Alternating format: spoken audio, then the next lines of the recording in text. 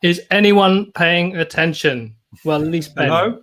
I hope you're paying attention. I'm paying attention. Look, I'll even write something into the box. So we need one person at least paying attention today.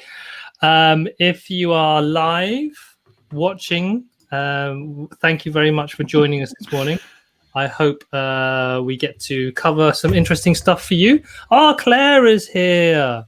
Claire is the founder of Like-Hearted Leaders, a community for I don't know I haven't read the front page of your website, Claire, and memorized it, but in my words, it's for people who look at business in a different way, who are looking to build businesses that are more light-hearted and joyful and not just crushing it. That's how I we should put a link in the chat box. Oh, Claire's like, I have no idea why I'm here. It's just got a notification. Claire, we are talking about pricing. So if that is of no interest to you, you can start off. But and if money, you do have if you're stories.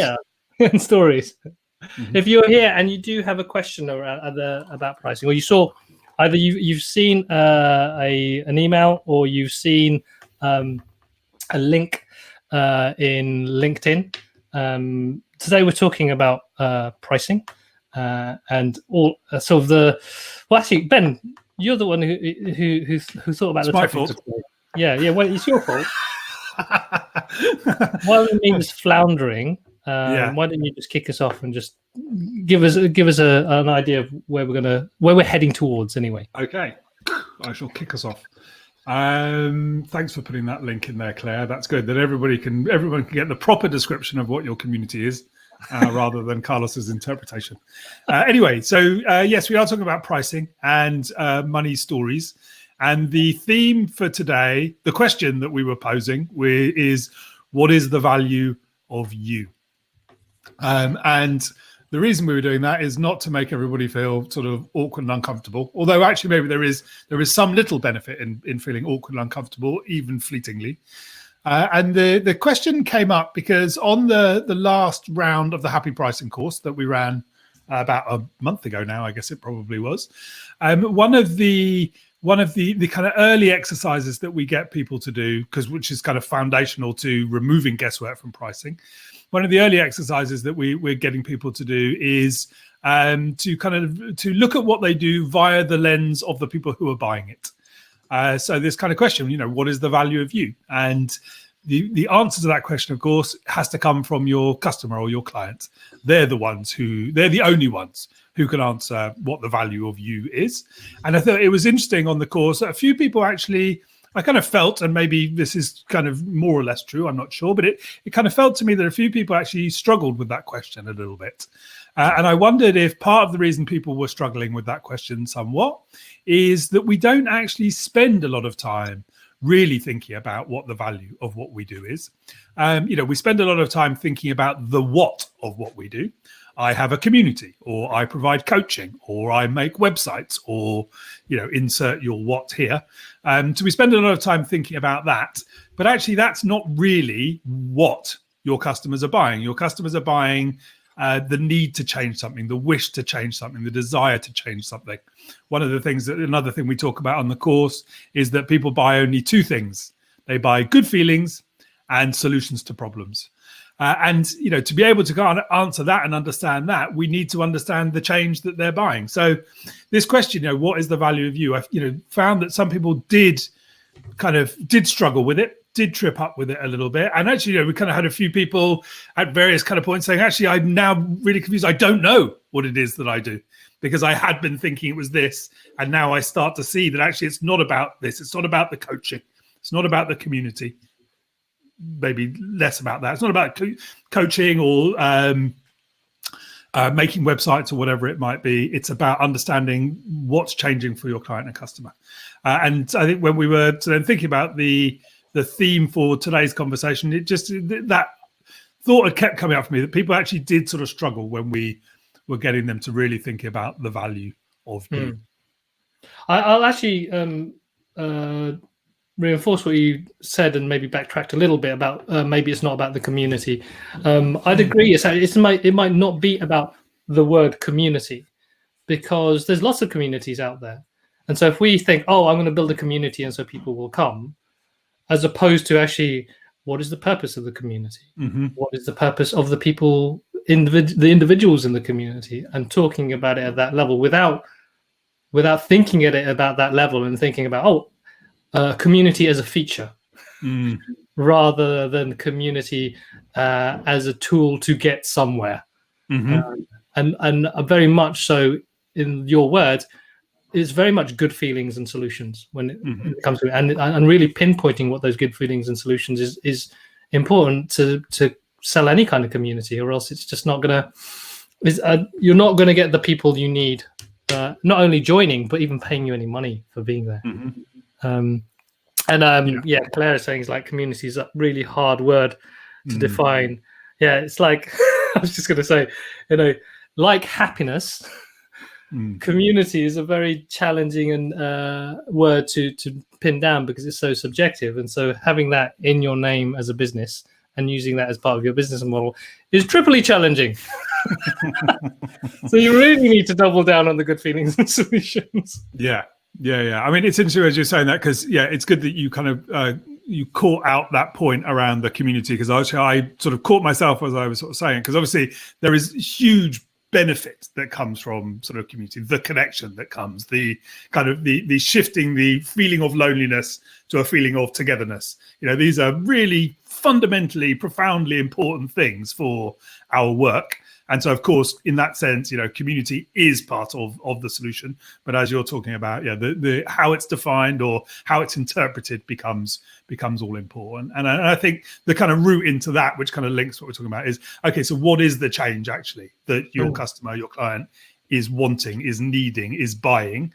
And how is the togetherness that community affords, a part of that solution? Yeah. And I think I was being a bit pedantic, because you could, on one level, you could say a feeling of community. But because of that, and then we talk about this, and you talk about it, of course, because people look at that with a different lens. Everyone has a subjective view on that. I think for me, I would want to ground it a bit more in terms of the feeling of connection, the feeling of being seen, the feeling of being heard, the feeling of not being alone. And that, I think, from my experience, talks more deeply to the people who might want to join. Because, some people confuse the word community with audience or followers or, or customers even. And that, I don't think that helps when you're trying to pinpoint, again, I'll go back to you, I said, the good feelings and the solutions that you're trying to create for people. And then the thing that I'm kind of reminded of as you're talking there, so one of my businesses, the business that provides meditation courses. And so that, the community aspect of that, it's kind of interesting to sort of thinking about the thing that's being solved, because there is a whole thing with that type of transformatory, whatever the word is, journey, which is, very slow moving, very long evolving. And of course, the opportunity to learn together is really, really important, to kind of embed the learning, to understand, and to be able to kind of see the changes that you are making. And so that, taking on your idea further, the thing that community is solving there is really kind of fundamentally helping you learn, and helping, and accountability, and all of those things that also come with that. So again, kind of pointing to the layers below community as a label, essentially. Claire mentioned, there's the saying around kind of memberships and kind of these kind of models where it's about bringing people together and staying together, that people come for the content and they stay for the community. And the way I would break that down, even with the meditation app, is what you communicate is the transformation, is the journey. So I am going to learn coding, or I'm going to learn Python, or I'm going to be able to master this meditation practice. And that's a clear, all right, transition, and that I can relate to. And of course, other stuff you need to then communicate why that's a value, but there's a clear pathway. And then for me, then community is the way I would sell it, is that and you will get there. Yeah. And you will stick at it, and you will continue, because if you did this on your own, like most courses online, you would stop and you would get 20% of the way through and you'd give up. While if you did it in community or in connection or with other people with their support, you'd not only finish it, but you might even fast track your progress. Yeah. And that then, for me, or in my head, it sounds appealing. It's like, okay, I could do, and this is for Claire. I think she did the keyboard CEO course with Do Like it. Like, I could do the newsletter marketing course on my own. Would I ever complete it? Would I ever really actually finish it, unless I'm one of those really driven people? Or if I was doing it as a group and we were pushed together, and there's, like you said, the accountability and the connection and the support, that's the thing that's of real value. That then realize, shit, yeah, I think I'd pay extra for that bit. Yeah. Because that feels like I need that. Yeah, and actually, as you're saying that, so that actually is a lot then of what people's motivation is. People who've continued after the pricing course, the momentum groups that we run after that, where people can take the initial learning and then the kind of opportunity to embed that together, to have the accountability of, turning up a couple of times a month and tracking the progress, seeing what they've done, being able to explore and then learn from each other. So very kind of similar sort of thing. The opportunity to kind of embed and to, I guess, be held accountable. And the fact that there are, a handful of other people who are going to be there at that time, of course, gives you reason, gives you opportunity to do the work. And I think, with that, the kind of the group coaching, the momentum groups that we're doing, for a while, when I was starting this off, I was kind of, I didn't grasp I really didn't understand the value of it. I still thought it was like, oh, I need to be able to masterfully hold this group, and I need to be able to craft the journey very clearly. But the more I've done it, and the more I've been coached and been parts of other groups and mentored, the more I realize is actually the value for me is that, can I just focus on what I need to do and someone tell me what I need to do next?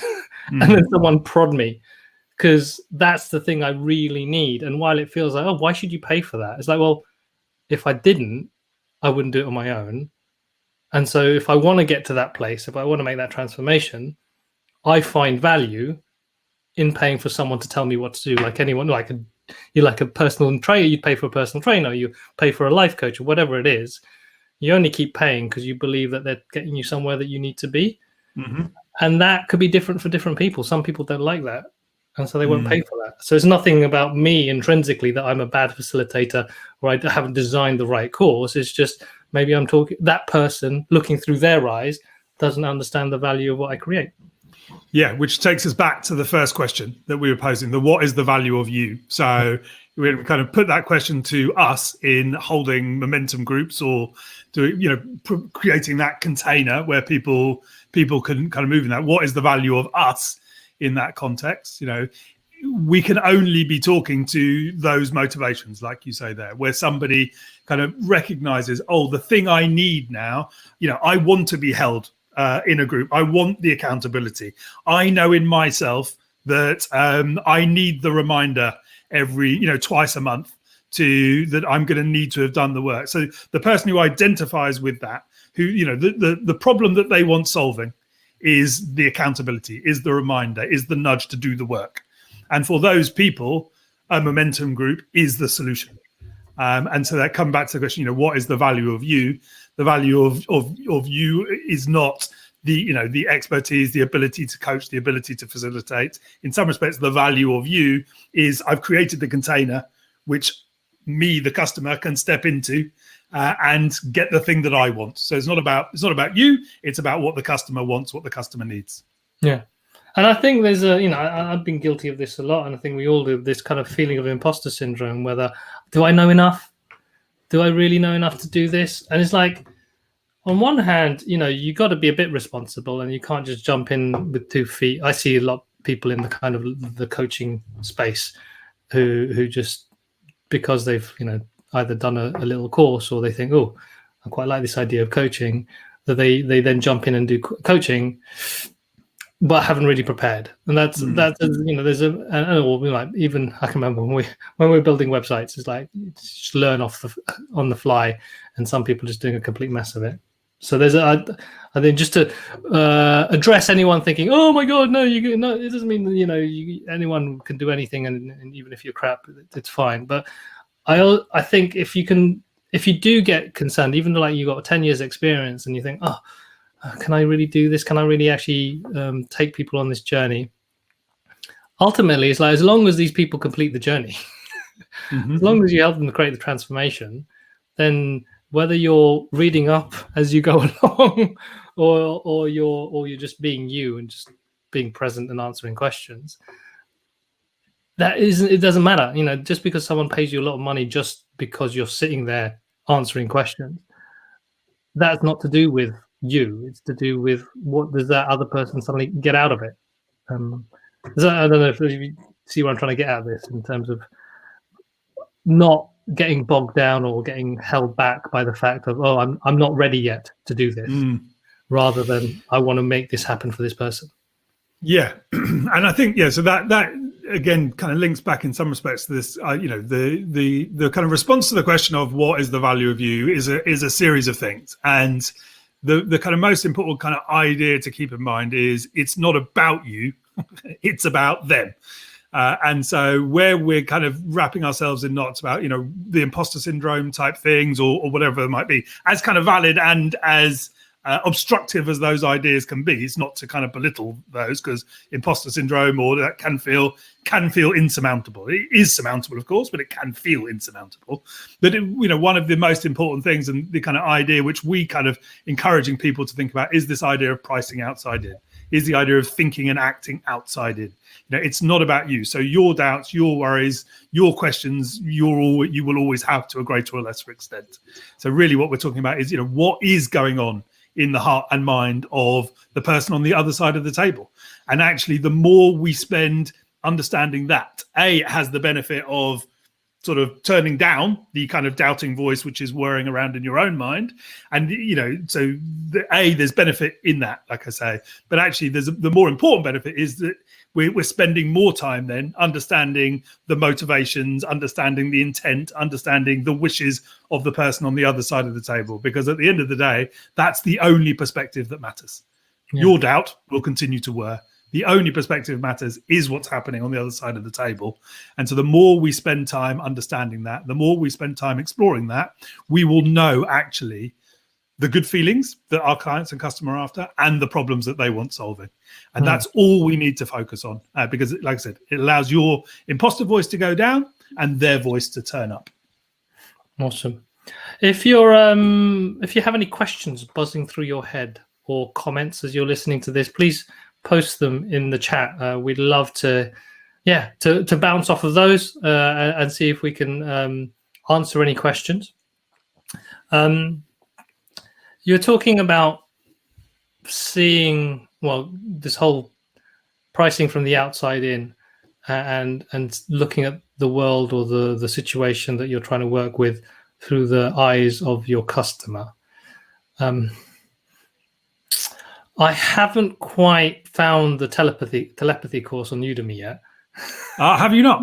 No, for some reason. You haven't used telepathy to find the telepathy course? No. It hasn't come to me quite yet. I've been waiting for it to drop in my head. See, there's a problem there with their sales sequence. Yes, exactly. The pathway to exactly paying for that is not quite clear.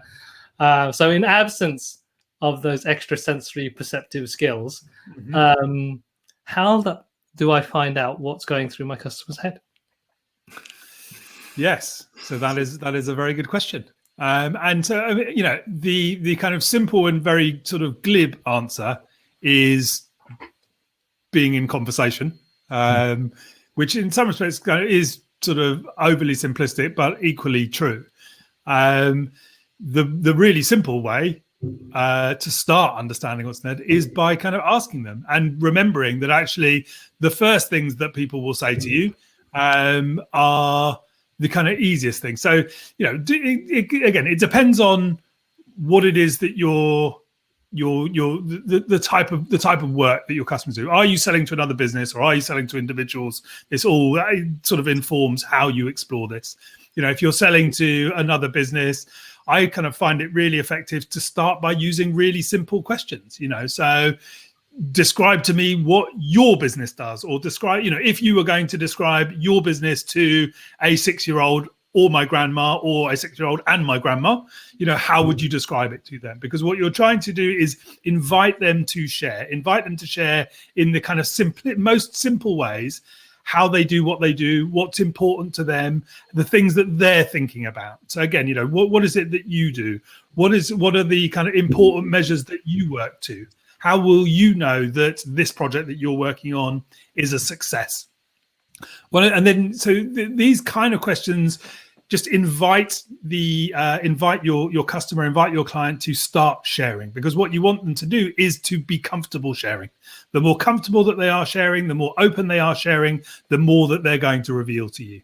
And of course, there's a old school sales training guy called Zig Ziglar, and he always made the point that we have kind of 2 ears and 1 mouth, and to use them proportionally.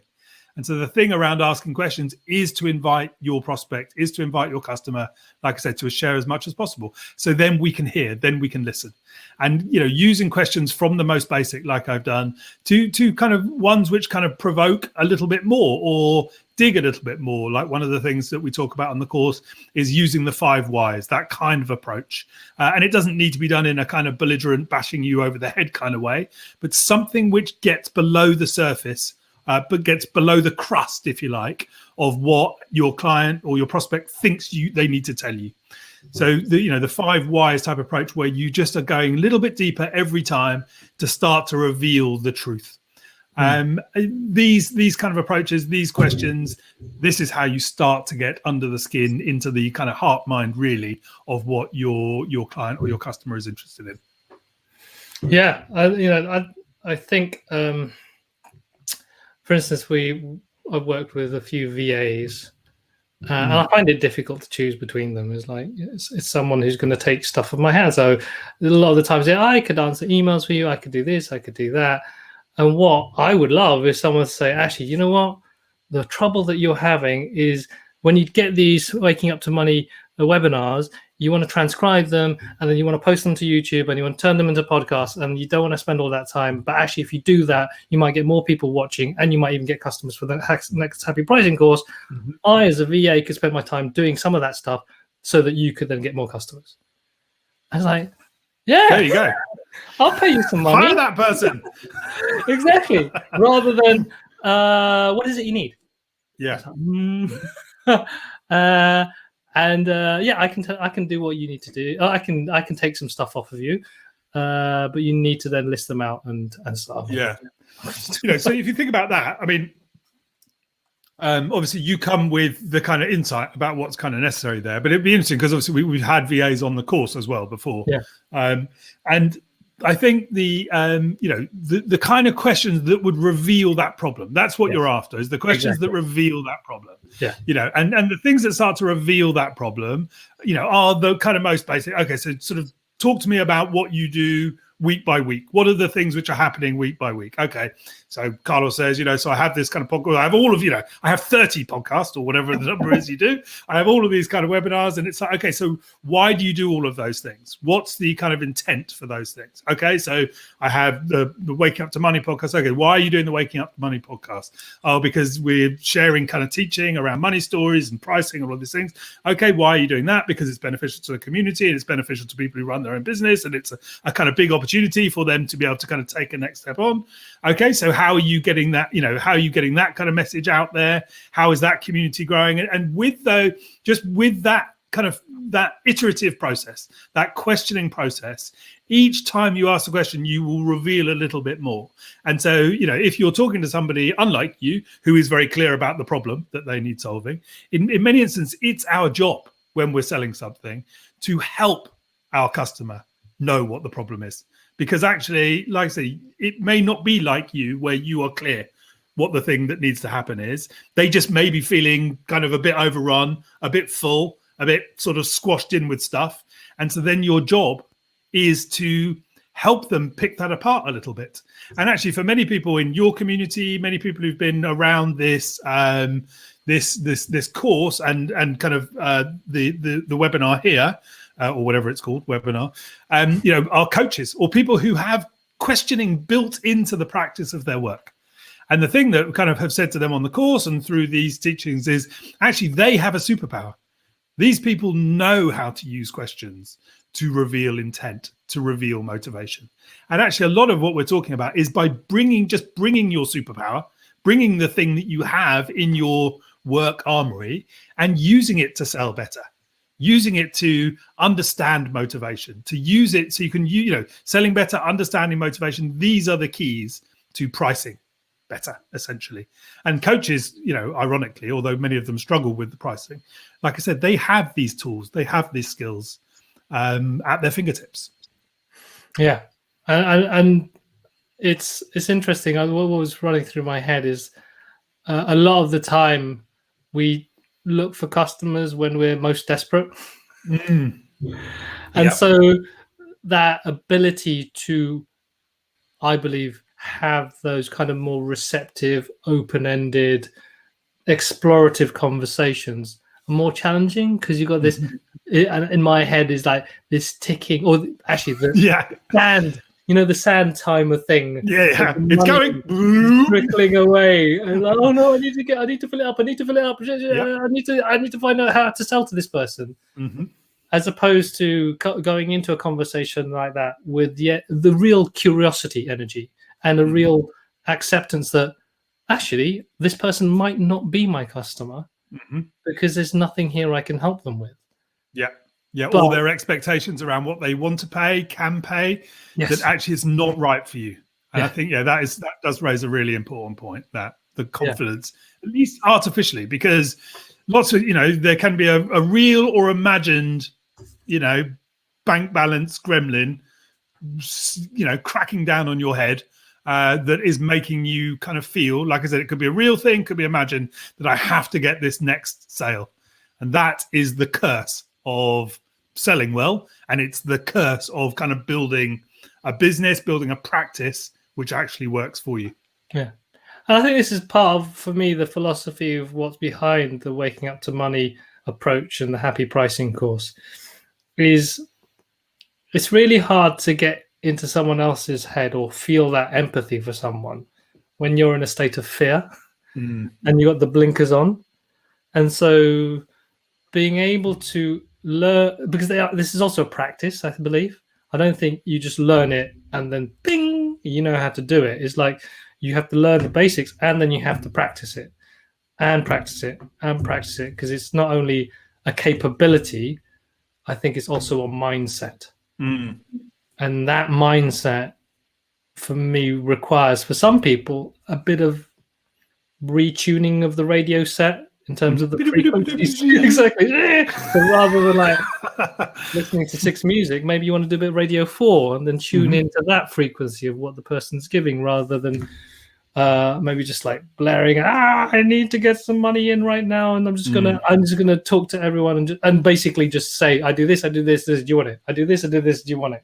And I see that too many as well for startups as well, not only just existing businesses. That whole please, do you like my thing? Please buy my thing. Yeah.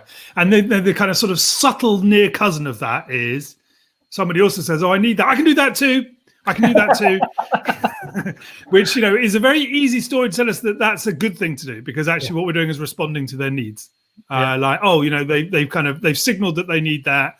They're going to do that. And, like you said, the reason that this is not a one-hit thing is, this is really, there is science behind the process that we've spoken about, but really there's mainly art. And, it's this kind of confidence, the mindset to know, and, the confidence to hold a line. This is what I can do. This is where my value really lies, because this value is in service of this. Yeah. And actually the longer and truer we are to that point, the more we will grow our expertise, and the more that we grow our expertise, the greater our value, essentially, because that is what determines value ultimately, is our ability to make that shift for a customer or a client.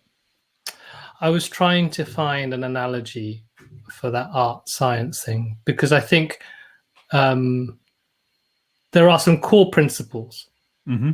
And maybe what I'll use is the idea of a painter. There is like there's some primary colors that you really need to know. Mm-hmm. Yellow, red, blue. And you need to know how to mix them in order to get the different colors, your greens and all that stuff, and your brown. And then you can start painting a decent picture. But at some point, with enough practice, you don't think about that anymore. You just respond to the moment, and you just like, I'm going to really paint this amazing picture. And in the same way, when you're having conversations with people, you're no longer sort of exploring or being a detective. You're just having conversations, and you intuitively start picking up or using the right language and picking up on the right signals to then understand that person's worldview. Yeah. And the thing that I'd add to that is the one I worked for a long time with a meditation teacher, and one of the ways he described it was like driving a car. So the thing around kind of meditation is we're talking, it's easy when you're sitting on a kind of meditation cushion to be in a meditative state. Then when you are kind of dealing with the kind of just sort of shittiness of life or whatever it may be, of course, all that stuff goes completely out the window. But the kind of example he gave was it's like kind of driving a car. There's some things you have to do. But of course, the more practiced you are, it's not like then when you're driving sort of 10 or 15 years later, you're like, fuck, I don't know, excuse me. It's like the kind of the clutch or this or whatever. It's like there is just, you understand the sequence of things, and there is some sort of instinctiveness and some just sort of understanding about the flow of that. And I think like the painting, there are rules and you can break the rules. Like driving, there are some principles, some things that you have to do, but your fluidity, the ease with which you move through those things gets better and it gets much more fluid, more refined, the more you practice. But don't break the rules when you're driving on the road. Just want to make that clear. When you're painting, break all the fucking rules you want. But when you're driving on the road, particularly if I'm cycling to school with my daughter on my lap, don't break the rules. And on that note, well, I hope that's been useful for those of you just as who drive or paint. Who drive or paint. But I think the fundamental message is that working from the outside in, looking at value from the perspective of your customers rather than from your own. That's how I understand it. And I would say a kind of a piece of homework or some background work or supplementary work, I believe is really important and really useful, is a bit of that personal work. You talked about the meditation. I think there's a level of personal awareness that is really useful to work on, so that when you are having conversations with people around what you do and there's a triggering moment and you suddenly, oh my God. So that being able to not just react and say, oh, no, I'll do it. Or, oh, no, we'll reduce the price. Or, oh, no, I feel for shit. Yeah. But to be able to be conscious of that feeling and then respond in a more positive is the wrong word, a beneficial way for both of you and your customer. Yeah.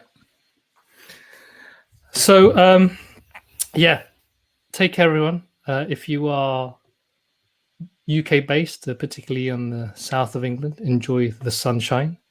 If you are anywhere else in the world, enjoy whatever weather you're having. Stay safe, and look forward to seeing you again in a couple of weeks' time. There's a link actually on the Crowdcast. If you're watching this live, it says, what topics would you like us to talk about? If you click on that, there's a short survey. We would love to understand what is alive in people at the moment, and particularly our Waking Up to Money followers, so that we can dive into those topics and also invite you on to ask any questions, because we find that really, it makes us feel good. It feels like we're doing something useful rather than just wittering. But maybe you like wittering. See, I'm already doing it.